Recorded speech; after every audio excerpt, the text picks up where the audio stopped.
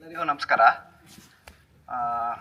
ಹಾಗೂ ಮತ್ತೆ ಎಲ್ಲ ಬಂದಿರುವಂಥ ಎಲ್ಲರಿಗೂ ನಮ್ಮ ತೋಟಕ್ಕೆ ಸ್ವಾಗತವನ್ನು ಕೋರ್ತಾ, ಇವತ್ತು ನಮ್ಮದು ಒಂದು 3 ಬ್ಲಾಕ್ ವಿಸಿಟ್ ಮಾಡ್ತೀವಿ. ಫಸ್ಟು ಓಲ್ಡ್ ರೋಬಸ್ಟಾ ನೋಡ್ತೀವಿ, ನಂತರ ಪೆಪ್ಪರು ಮತ್ತು ಅಡಿಕೆ ಮತ್ತು ಸೆಲೆಕ್ಷನ್ 274, ಅದ್ರ ನಂತರ ಯಾವುದಂದರೆ C/R ನೋಡ್ತೀವಿ. ಆಮೇಲೆ ವಿಯೆಟ್ನಾಮ್ TR9 ಮತ್ತು 11 ನೋಡ್ತೀವಿ. ಅದರ ನಂತರದಲ್ಲಿ ನಾವು ಹಲಸಿಂದು ಬ್ಲಾಕ್ ಇದೆ ನಂದು, ಅದನ್ನು ನೋಡಿ ಆಮೇಲೆ ಗೇರ್ ತೋಟ ನೋಡ್ತೀವಿ. ಇದನ್ನೆಲ್ಲ ನೋಡಿ ಆಲ್ಮೋಸ್ಟ್ 1-2 ಗಂಟೆ ಕಾಲ ಬೇಕಾಗ್ಬೋದು. ಕೆಳಗೆ ನಮ್ಮದು ಓಲ್ಡ್ ರೋಬಸ್ಟಾ ಇದೆ. ಈ ಓಲ್ಡ್ ರೋಬಸ್ಟಾ ಹೆಂಗಾಗಿತ್ತು ಅಂದರೆ, ಇದು ನಮ್ಮದು ಅಡಿಕೆ ತೋಟ. ಮುಂಚೆ ಹಳದಿ ಎಲೆ ರೋಗ ಬಂದು ಕಂಪ್ಲೀಟ್ ನಮ್ಗೆ ಇಲ್ಲೊಂದು 40-45 ಕ್ವಿಂಟಲ್ ಅಡಿಕೆ ಆಗೋದು. ಈಗ ನಮ್ಗೊಂದು 40 kg ಒಳಗೆ ಅಡಿಕೆ ಆಗೋದಿದು ಕಂಪ್ಲೀಟ್ ಹೋಯಿತು. ಅದಾದಮೇಲೆ ವೆನಿಲಾ ಬೆಳೆದ್ವಿ. ವೆನಿಲಾ ಚೆನ್ನಾಗಿ ಆಗ್ತಿತ್ತು. ವೆನಿಲಾಕ್ಕೆ ವೈರಸ್ ಮತ್ತು ಫಂಗಲ್ ಡಿಸೀಸ್ ಬಂದು ಕಂಪ್ಲೀಟ್ ಹೋಯಿತು. ಅದಾದಮೇಲೆ ನಾವು ಕಾಫಿ ಡೆವಲಪ್ ಮಾಡಿದ್ವಿ. ಇದು ಒಂದು ಕಾಲದಲ್ಲಿ ಸಾವಯವ ಕೃಷಿಲಿ ಕಾಫಿ ಬೆಳೀತಿದ್ದೆ.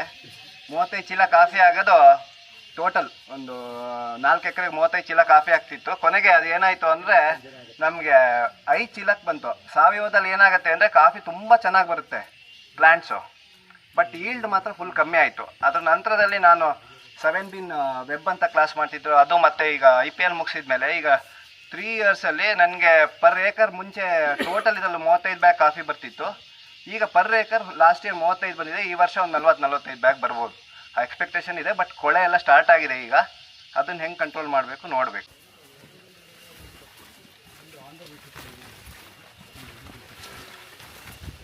ಎಷ್ಟು ಗಿಡ ಇದೆ ಮತ್ತು ಯಾವುದು ಇದು ಓಲ್ಡ್ ರೋಬಸ್ಟಾ ನಮ್ಮ ತಂದೆ ಕಾಲದಲ್ಲಿ ನೆಟ್ಟಿರೋದು. ಇದೇನಾಯಿತು ಅಂದರೆ ಚೆನ್ನಾಗಿರಲಿಲ್ಲ.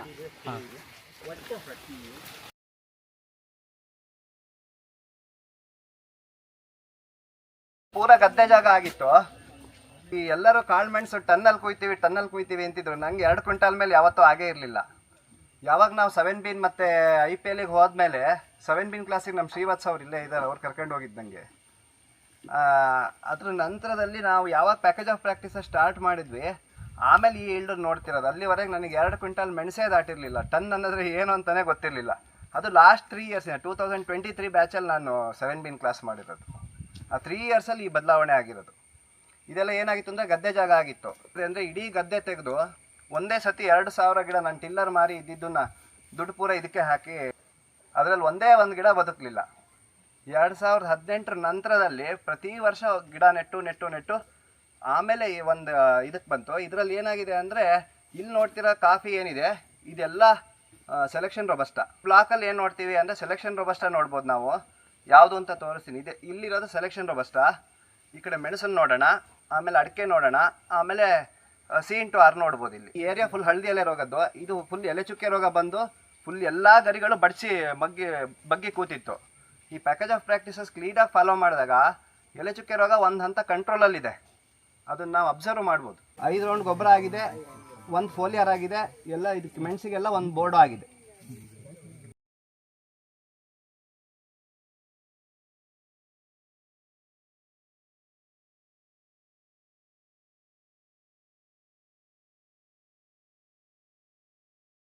ನಮ್ದು ಅಡಿಕೆಯಲ್ಲಿ ನಾವು ನವಂಬರಿಂದನೇ ನೀರು ಹೊಡೆಯೋಕ್ಕೆ ಸ್ಟಾರ್ಟ್ ಮಾಡ್ತೀವಿ. ನವಂಬರಲ್ಲಿ ಹೊಡಿತೀವಿ, ಡಿಸೆಂಬರ್ ಹೊಡಿತೀವಿ, ಜನವರಿ ಫೆಬ್ರವರಿ 15th ಮತ್ತೆ ನೀರು ಹೊಡೆಯಲ್ಲ. ಇದಕ್ಕೆ ಏನು ಮಾಡ್ತೀವಿ, ಮೆಣಸಿರುವಲ್ಲಿ ಫೆಬ್ರವರಿ 15th ನಂತರ ನೀರು ಸ್ಟಾರ್ಟ್ ಮಾಡ್ತೀವಿ. ನಾವು ಆದಷ್ಟು ಜಲ್ದಿ ಕೊಯ್ಲು ಮಾಡ್ತೀವಿ. ಕೊಯ್ಲು ನಮ್ದು ಆಲ್ಮೋಸ್ಟ್ ಈಗ ಸೆಟ್ಟಿಂಗ್ ಆಗಿರೋದು ನೋಡಿದ್ರೆ ನಮ್ಗೆ ಆಲ್ಮೋಸ್ಟ್ ಡಿಸೆಂಬರಲ್ಲಿ ಎಂಡ್ಗೆಲ್ಲ ಕೊಯ್ಲು ಸ್ಟಾರ್ಟ್ ಆಗುತ್ತೆ. ಪ್ಯಾಕೇಜ್ ಆಫ್ ಪ್ರಾಕ್ಟೀಸ್ ಏನು ಮಾಡ್ತೀವಿ ಅಂದರೆ 6 ರೌಂಡ್ ಗೊಬ್ಬರ ಅಂದರೆ 1 ರೌಂಡ್ ನೈಟ್ರೋಬೋರು, ಆಮೇಲೆ 19 ಹಾಲು, ಅದಾದಮೇಲೆ 15 ಹಾಲು, 1 ರೌಂಡ್ ಮಹಾದನ್ನು 9-24-24, ಅದಾದಮೇಲೆ 1 ರೌಂಡು DAP, ಮತ್ತೊಂದು ರೌಂಡು ಪಾಲಿಸಲ್ಫೇಟ್. ಇದಿಷ್ಟಾಗಿದೆ. ಎಲ್ಲ 1 ಮಂತ್ ಗ್ಯಾಪಲ್ಲಿ ಕೊಟ್ಟಿದ್ದೀನಿ. ಇದು ಕೆಳಗಡೆ ನೋಡ್ತಿರೋ ಅಡಿಕೆ ತೋಟ ಕಂಪ್ಲೀಟ್ ಎಲೆ ಚುಕ್ಕೆ ರೋಗ ಬಂದು ಹೋಗಿತ್ತು. ಇವಾಗ ಒಂದು ಹಂತಕ್ಕೆ ಇಷ್ಟರ ಮಟ್ಟಿಗೆ ಮ್ಯಾನೇಜ್ ಆಗಿದೆ. ಎಲೆ ಚುಕ್ಕೆ ರೋಗ ಇಲ್ಲವೇ ಇಲ್ಲ ಅಂತ ಹೇಳ್ತಿಲ್ಲ ನಾನು, ಬಟ್ ಮ್ಯಾನೇಜಬಲ್ ಅನ್ನಿಸ್ತಿದೆ ಅಷ್ಟೇ.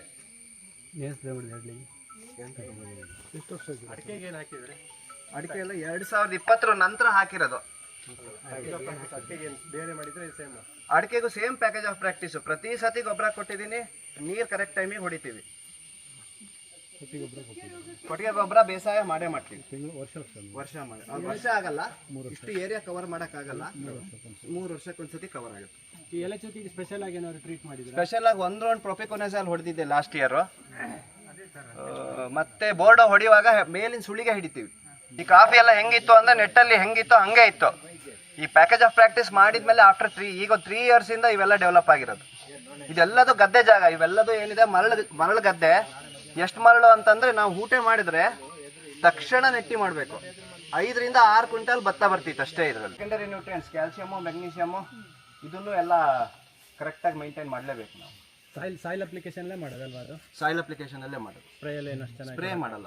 ಕಾಫಿಗೆ ಸ್ಪ್ರೇ ಮಾಡಿದ್ದೀನಿ. ಸತ್ಯಪ್ರಕಾಶ್ ಅವರು ಈ ಸತಿ ಹೇಳಿದ್ರು 19 ಅದಕ್ಕೆ ಜಿಂಕ್ ಮತ್ತೆ ಮೆಗ್ನೀಷಿಯಮ್, ಮ್ಯಾಂಗನೀಸು ಮೆಗ್ನೀಷಿಯಮ್ 2 ಸ್ಪ್ರೇ ಕೊಟ್ಟಿದ್ದೀನಿ.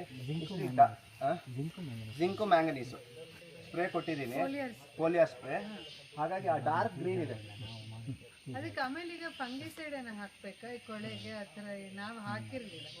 ಅದ್ರ ಜೊತೆಗೆ ಯಾವುದು ಫಂಗಿಸೈಡ್ ನಾವು ಯೂಸ್ ಮಾಡಲ್ಲ. ಫಂಗಿಸೈಡ್ ಅಂತ ಯೂಸ್ ಮಾಡೋದಾದ್ರೆ ಸಪರೇಟಾಗಿ ಫಂಗಿಸೈಡ್ ಹೊಡಿತೀವಿ. ಈಗ ಬೇಕು ಅಂದರೆ ಸ್ಪಾಟ್ ಸ್ಪ್ರೇ ಟೆಬುಕೊನಜಾಲಿಗೆ ಹೋಗ್ಬೋದು ಅನ್ಸುತ್ತಲ್ವಾ? ಅದು ಬಿಟ್ಟು ಸ್ಪಾಟ್ ಸ್ಪ್ರೇ ಬಿಟ್ಟು ನೀವು ಫುಲ್ ಎಲ್ಲ ಗಿಡಗಳಿಗೆ ಹೊಡಿಬೇಕಾಗಿಲ್ಲ ಇವಾಗ. ಆಮೇಲೆ ಒಂದ್ಸತಿ ಕೊಳೆ ಬಂದ್ಮೇಲೆ ಮತ್ತೆ ಕಂಟ್ರೋಲ್ ಮಾಡೋಕ್ಕಾಗಲ್ಲ ನನ್ನ ಪ್ರಕಾರ. ಕೊಳೆ ಬಂದ್ಮೇಲೆ ಮುಗೀತದು, ಅದು ವೇಸ್ಟ್ ಹೋಯ್ತದು ಈ ವರ್ಷಕ್ಕೆ. ಸೊ ಕೊಳೆ ಬರಬಾರ್ದು ಅಂದರೆ ಮುಂಚೆಯಿಂದನೇ ನಾವು ಮ್ಯಾನೇಜ್ ಮಾಡಿ ಏನು ಬೋರ್ಡು ಎಲ್ಲ ಸ್ಪ್ರೇ ಮಾಡಿ ಎಲ್ಲ ಇಟ್ಕೊಳ್ಬೇಕಾಗತ್ತೆ. 2019 ಆ ಥರ ಈ ವರ್ಷ ಇದು ಹೋದ ವರ್ಷ ಒಂದು 3 ರಿಂದ 4 ಕ್ವಿಂಟಲ್ ಅಡಿಕೆ ಸಿಕ್ಕಿತ್ತು ಡ್ರೈ. ಈ ವರ್ಷ ಒಂದು 10 ಕ್ವಿಂಟಲ್ವರೆಗೆ ಸಿಗ್ಬೋದು ಅಂತಿತ್ತು. ಟೋಟಲ್ ನನಗೆ ಆಗ್ತಿದ್ದು 35 ಬ್ಯಾಗ್ ಕಾಫಿ 2018, 19, 20. ಈಗ ಲಾಸ್ಟ್ ಇಯರ್ 150 ಬ್ಯಾಗ್ಸ್ ಕೊಯ್ದಿದ್ದೆ. ಈ ವರ್ಷ 200 ಬ್ಯಾಗ್ಸ್ ಎಕ್ಸ್ಪೆಕ್ಟೇಷನ್ ಇದೆ.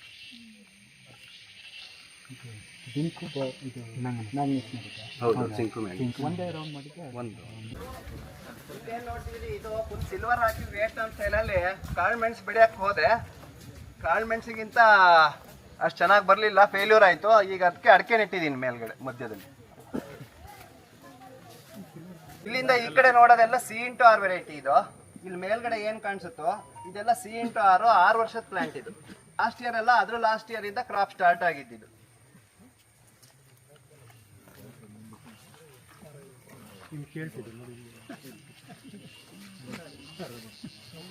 ಬರಲಿಲ್ಲ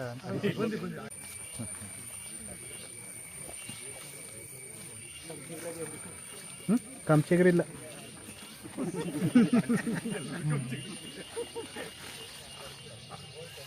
C/R ವೆರೈಟಿ ಈ ಕಡೆ ಸೈಡ್ ಮೇಲ್ಗಡೆ ಇರೋದು. ಆಮೇಲೆ ಈ ವರ್ಷ ಇದು ಸೋಲಾರ್ PM ಕುಸುಮಲ್ಲಿ ಅಪ್ಲೈ ಮಾಡಿದ್ದು ಮೊನ್ನೆ ಜೋಡಿಸ್ಕೊಟ್ರು. ಕೆಳಗಡೆ ಒಂದು ಬಾವಿ ಮಾಡಿದ್ದೀನಿ. ನಂದು ಇಷ್ಟು ಜಮೀನಿಗೆ ನೀರಾವರಿ ವ್ಯವಸ್ಥೆನೇ ಇರಲಿಲ್ಲ. ನಂತರ ಏನಾಯಿತು ಅಂದರೆ ಲಾಕ್ಡೌನ್ ಪೀರಿಯಡಲ್ಲಿ ತುಂಗಾ ನದಿಯಿಂದ ನೀರು ತಂದೆ.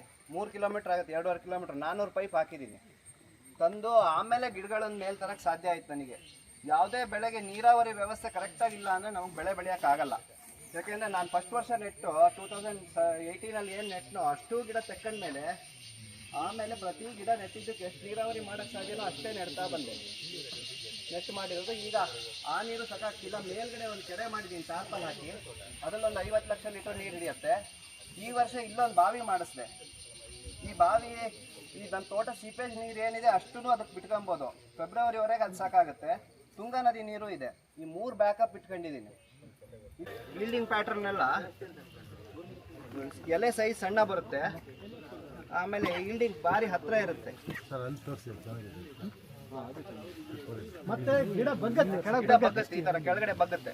ನೀವು ಇದನ್ನ ಈಗ 7 ಅಡಿ ಹೈಟ್ ಬಿಟ್ರೆ ನಾವು ಗಿಡನ ಹೆಚ್ಚು ಕಮ್ಮಿ ಈ ಸೈಜಿಗೆ ಇದು TR 9 ಮತ್ತೆ 11 ಅಂತ ವಿಯೆಟ್ನಾಂ ರೋಬಸ್ಟಾ. ಇದೆಲ್ಲ 4 ವರ್ಷದ ಪ್ಲಾಂಟ್. ಇದು ಈಗ ಮೇಲ್ಗಡೆ ಏನು ನೋಡ್ತಿದ್ದೀರಾ ಇಲ್ಲೊಂದು 2 ಎಕರೆ ಜಾಗ TR 9, 11 ಇದೆ. ಇದೆಲ್ಲ 4 ಇಯರ್ಸ್ ಪ್ಲಾಂಟು. ಲಾಸ್ಟ್ ಇಯರ್ ಒಳ್ಳೆ ಈಲ್ಡ್ ಇತ್ತು, ಅದರಲ್ಲಿ ಈ ವರ್ಷ ಒಳ್ಳೆ ಈಲ್ಡ್ ಇದ್ದಿದ್ರಲ್ಲಿ ಸ್ವಲ್ಪ ಕಡಿಮೆ ಇದೆ. ಬಟ್ ಸೈಜ್ ವೈಸು ತುಂಬ ದೊಡ್ಡ ಬರುತ್ತೆ ಕಾಯಿ. ಗಿಡ ಪ್ಲಾಂಟ್ ಇದೆಯಲ್ಲ, ಪ್ಲಾಂಟ್ ಸೈಜು ಸೊ ಈಗ 3-4 ವರ್ಷಕ್ಕೆ ನೀವು ಸ್ವಲ್ಪ ಬೇಕು ಅಂದರೆ ಯಾರು ಒಂದು ಸ್ವಲ್ಪ ಜನ ಮೇಲೆ ಹೋಗಿ ನೋಡಿ ಬರ್ಬೋದು. ಒಂದಷ್ಟು ಒಳ್ಳೆ ಗಿಡಗಳಲ್ಲಿ ಒಳ್ಳೆ ಈಲ್ಡು ಇದೆ. ಸೈಜ್ ಮಾತ್ರ ಇದು 10x10 ಹಾಕಿದ್ದೀನಿ, ಆದರೂ 4 ಇಯರ್ಸಿಗೆ ಕೂಡೋಗ್ಬಿಟ್ಟಿದೆ. ಅಂದರೆ ಕೂಡಕ್ಕೆ ಸ್ಟಾರ್ಟ್ ಆಗಿದೆ, ಮೇಲ್ಗಡೆ ಎಲ್ಲ ಕೂಡಕ್ಕೆ ಸ್ಟಾರ್ಟ್ ಆಗಿದೆ. ಆಮೇಲೆ ಬೀನ್ ಸೈಜ್ ತುಂಬ ದೊಡ್ಡ ಬರುತ್ತೆ. ಬಂಚು ಒಂದೊಂದ್ರಲ್ಲಿ 13ವರೆಗೆ ಬರುತ್ತೆ. ಬಟ್ ಎವ್ರಿ ಇಯರ್ ಒಂದೇ ಥರ ಈಲ್ಡ್ ಬರುತ್ತಾ ಇಲ್ವಾ ಇನ್ನೂ ಗೊತ್ತಿಲ್ಲ. ನಮ್ಮ ಶಶಿಧರ್ ಅವ್ರು ಗಿಡ ಕೊಟ್ಟಿರೋದು ಇದು.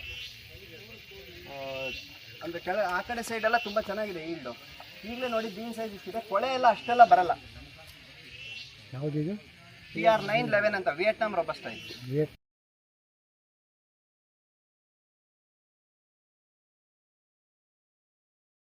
ಸೊ ಹಲ್ಸಲ್ಲಿ ಇದರಲ್ಲಿ 28 ವೆರೈಟಿ ಹಲ್ಸ್ ಇದೆ. ಇವೆಲ್ಲ ಎಕ್ಸ್ಪೆರಿಮೆಂಟು. ಏನು ಅಂದರೆ ಇದರಲ್ಲೆಲ್ಲ ಹಾಗೆ ಬಿಡತ್ತೆ ಅಂತ ಏನಲ್ಲ. ನಾನು ಹಲ್ಸ್ ಏನಂದರೆ ನನ್ನ ಹತ್ರ ಅದನ್ನ ಬೈ ಪ್ರಾಡಕ್ಟ್ ಯಾವಾಗ ಅಡಿಕೆಗೆ ರೋಗ ಬಂದು ಸೋತ್ನೋ ಆಮೇಲೆ ಏನು ಮಾಡಬೇಕು, ಬೇರೆ ಬೇರೆ ವೆರೈಟಿಗಳಿಗೆ ಹೋಗಬೇಕು. ಹಾಗಂತ ಹೇಳಿ ಎಲ್ಲದನ್ನು ಒಂದರೊಳಗೆ ತುರುಕಿಡಬಾರ್ದು ಅಂತ ಹೇಳಿ ಸಪ್ರೇಟ್ ಬ್ಲಾಕ್ಗಳನ್ನು ಮಾಡಿದೆ.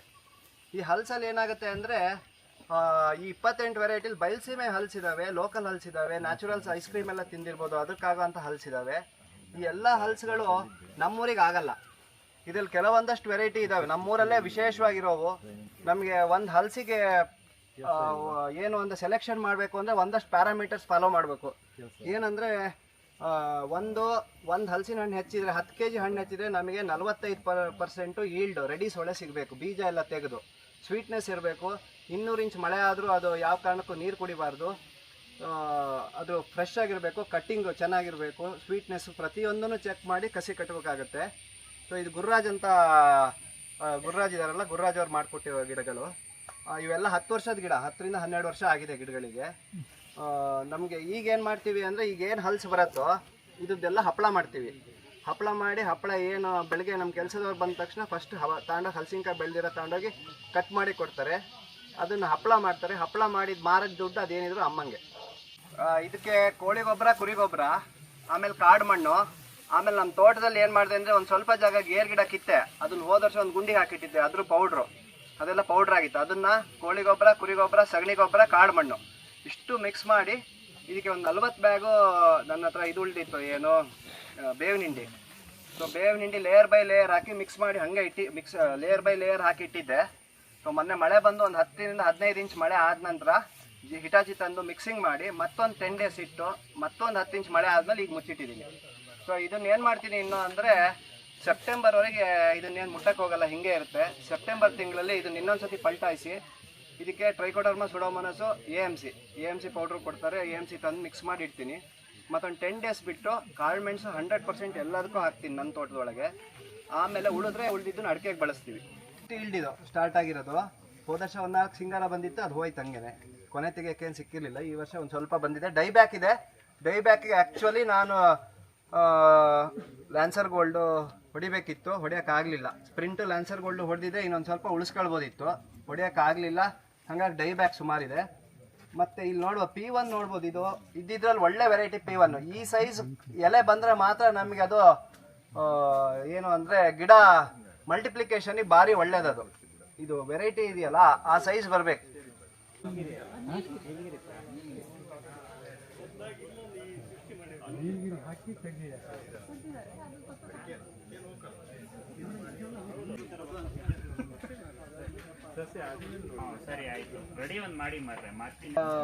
ಬಟರ್ಫ್ಲೈ ವಾಲ್ ಹಾಕಿದ್ದೀನಿ. ಇಲ್ಲಿಂದ ಕೆಳಗಡೆ ಇದಿಷ್ಟು 4 ಎಕರೆ ಇದೆ. ಕೆಳಗಡೆ 4 ಎಕರೆಗೂ ಗೇಟ್ ವಾಲ್ ಸಿಸ್ಟಮು ಎಲ್ಲ ಫಿಕ್ಸ್ಡ್ ಜೆಟ್ ಇರುತ್ತೆ.